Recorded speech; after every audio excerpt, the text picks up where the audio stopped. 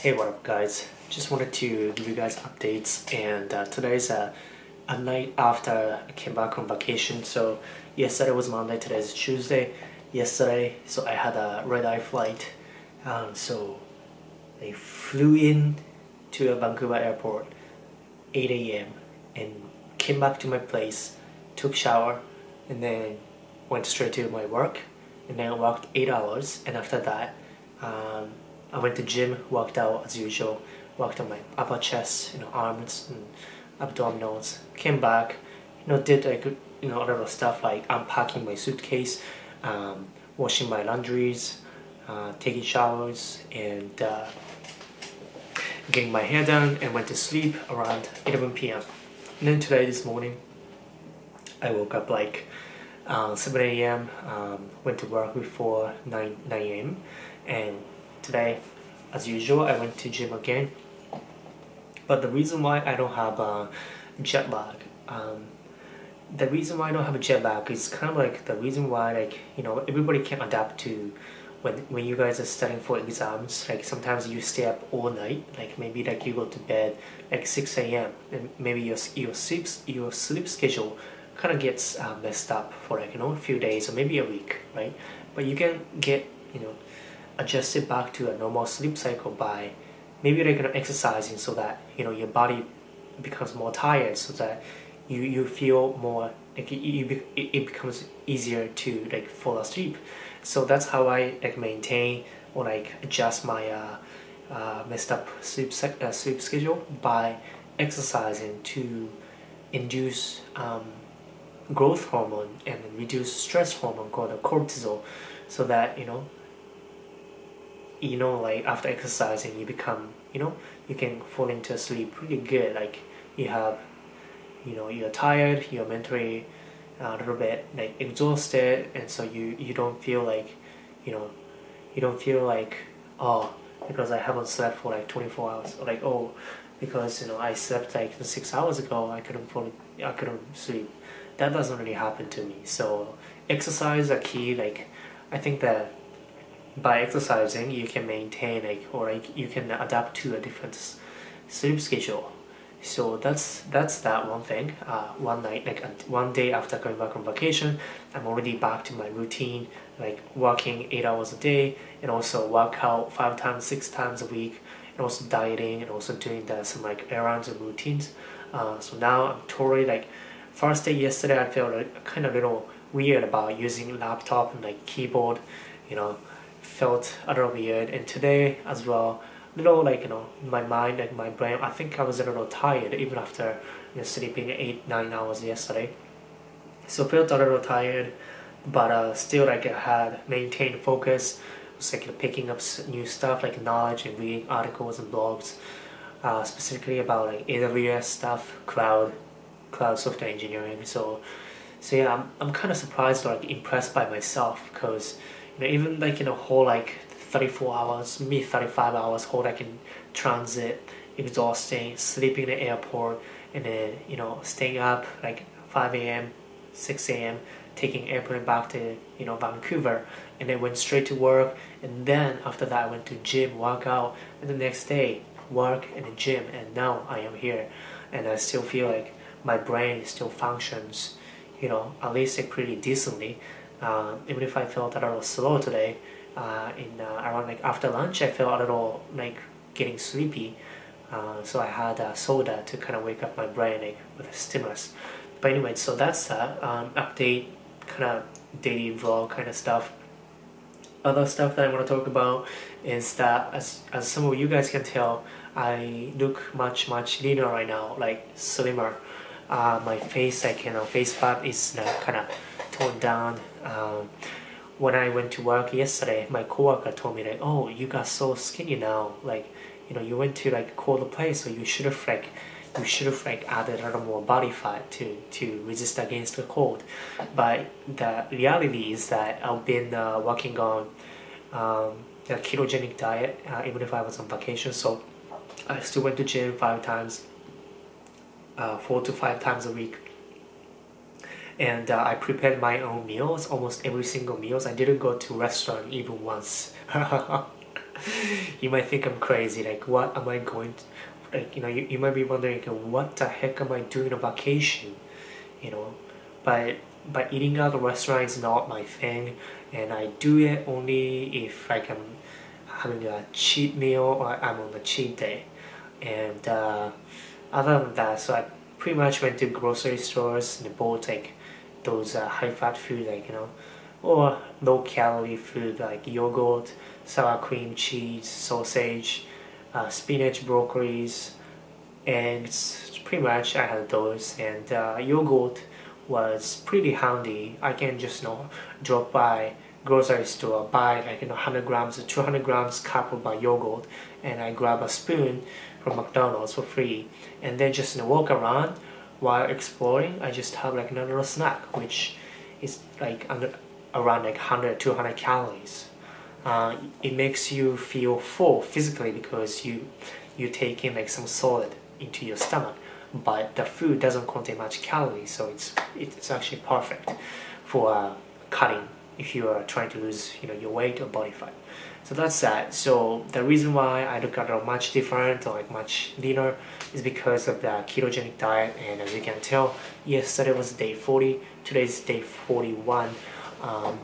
And since yesterday, I think I lost like half a kilo or so, and it's weird because I've experienced this when I was competing for fitness model competition in 2014, but when you're cutting and you're not eating much carbohydrates and then restricting your calorie intake to like 1600 or 1700 calories a day, and one day you might have like a little bit of like cheat meal, like maybe you have like 120 grams of carbohydrates, which is what I had in the airplane on my way back from Europe. So the airplane, I couldn't resist a temptation to eat cookies, biscuits, and I don't know, mashed potatoes. It's in front of me, right? And it's harder to say no to something that right in front of me. So I ended up like having I still counted, crazy, right? But I see like in the back of the package, I see like a nutrition fact. So I open up the noting application on my smartphone, kind of tracking by writing down fat, carbohydrates, and protein, and the total carbohydrates in a day was like 120 grams, and the calorie wise, I think I had 1,900 calories. So I thought at that time, oh shit, like I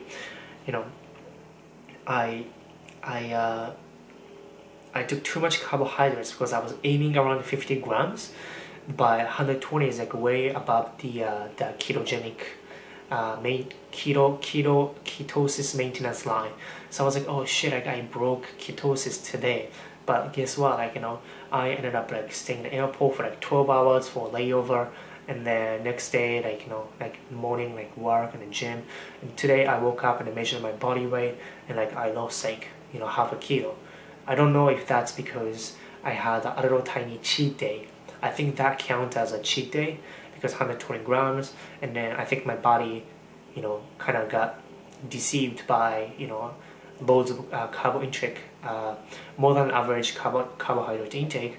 Oh, my body is not going to die, like my body is not going to need to retain any energy as a body fat, so it doesn't need to store fat as a body fat. So I think it started burning more, like it became my body became, metabolism started getting like higher and higher, like it started burning more calories, energy.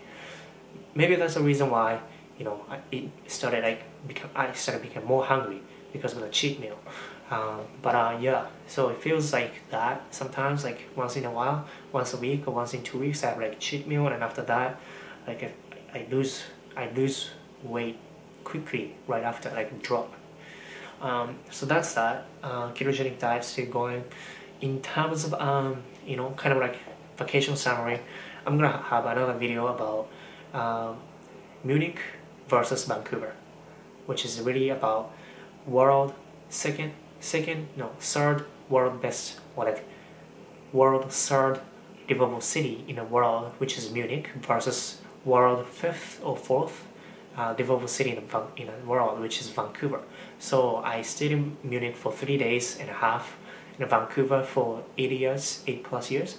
So I'm gonna make a comparison video about Munich versus Vancouver. I have been kind of paying more attention to, sort of like little things I noticed in the city while walking in the city in Vancouver, especially when I'm commuting, walking to my office like 10 minutes, walking around, and I kind of try to ask myself question like, oh, like am I making a good decision, or am I making bad decision by trying to want to move to Munich, which is like third best developed city in the world. So I noticed a few things in terms of people, in terms of city structures, architectures, and social system, and then whole culture thing wise. But give you a little bit of a teaser. People wise, definitely I see some of my coworkers moved from Europe to Vancouver, right? And I'm trying to move to Europe, and I didn't understand why they wanted to move to Vancouver. It's kind of like grasses are greener on the other side. But I noticed people say in Germany or Switzerland, people are a little bit more closed off. So I got this from multiple people in person, as well as from forums and internet. But people are a little more less open to new people. They tend to be more cliquey. They have a clique, and they don't probably have the same kind of attitude toward strangers, like friendliness and kindness. Maybe just some superficial smiles, eye contact, or small talk, or just holding the door for somebody behind to come after you, something like that. Just in general, while walking on the streets in Europe, everybody had that serious face, and they didn't seem friendly when we exchanged eye contact. Whereas here in Vancouver, a grocery store, for example, in Canada, United States, the cashier at the till, pretty friendly, right?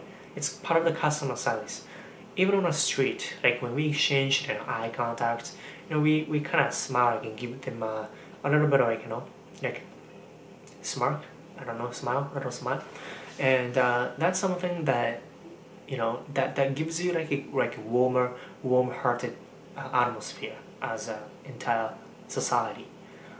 As in Europe, people tend to be a little bit looking grumpy, serious, and yeah, especially older people. They don't even smile, they don't even talk, and of course the language barrier as well. But yeah, they feel like they are fighting for their own life.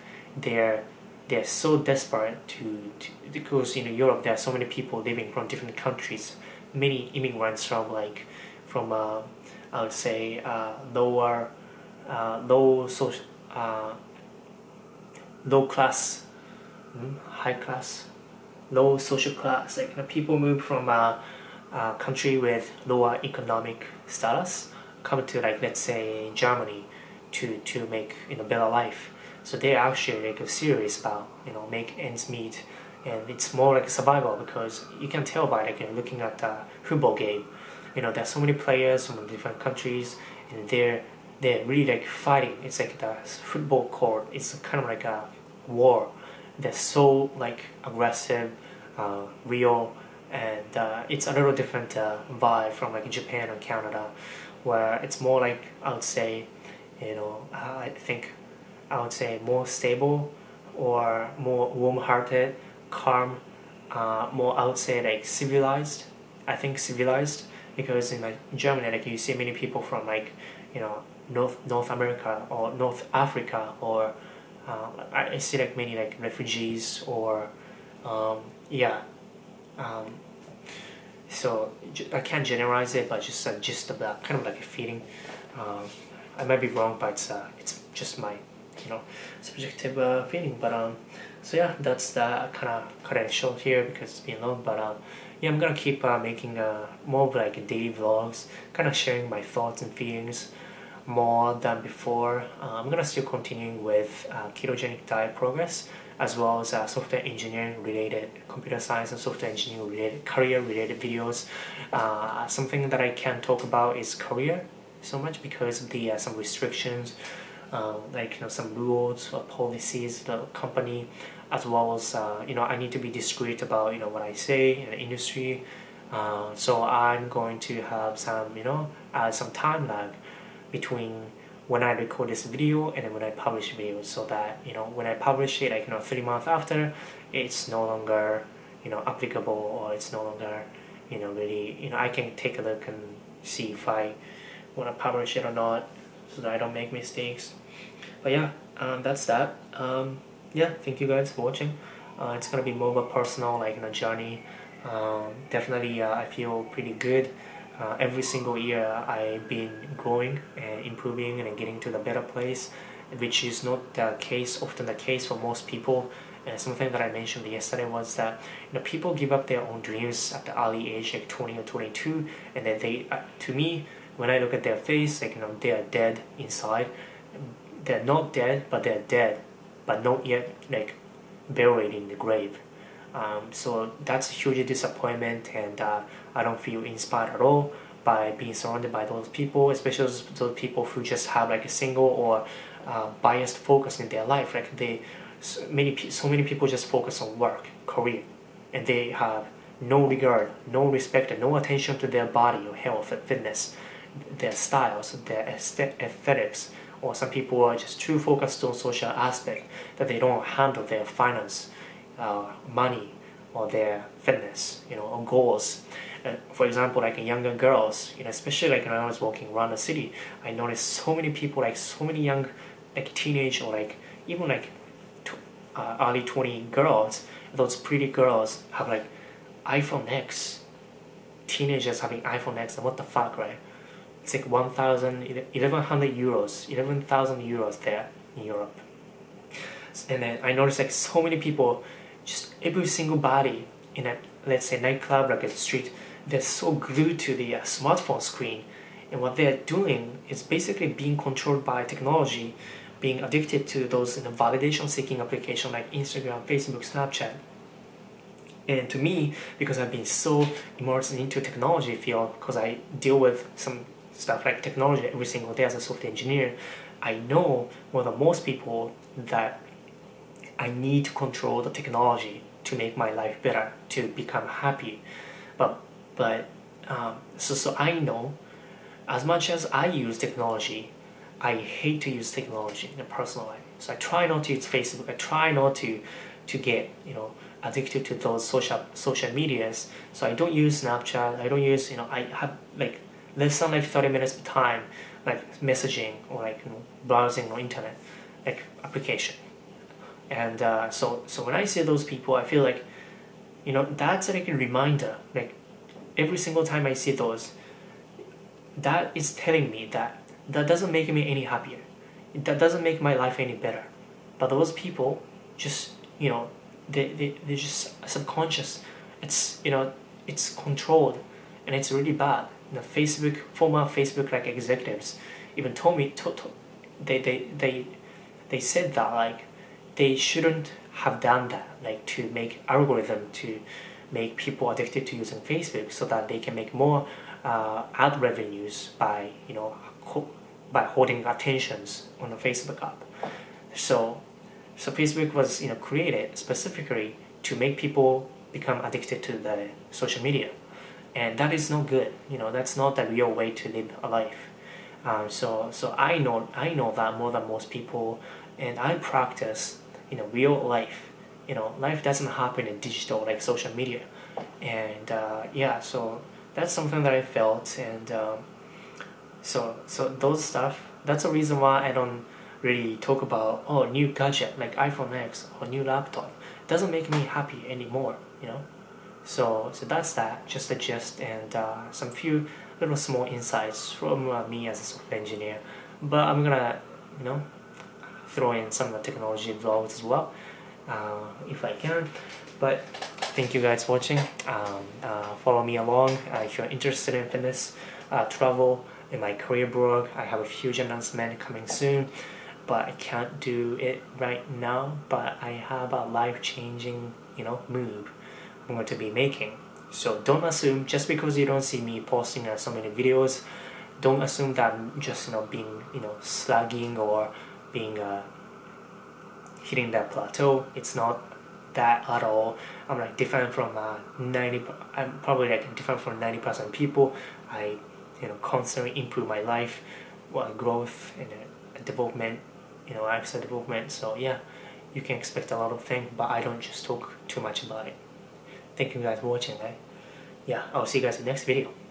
Have a good night. Bye bye.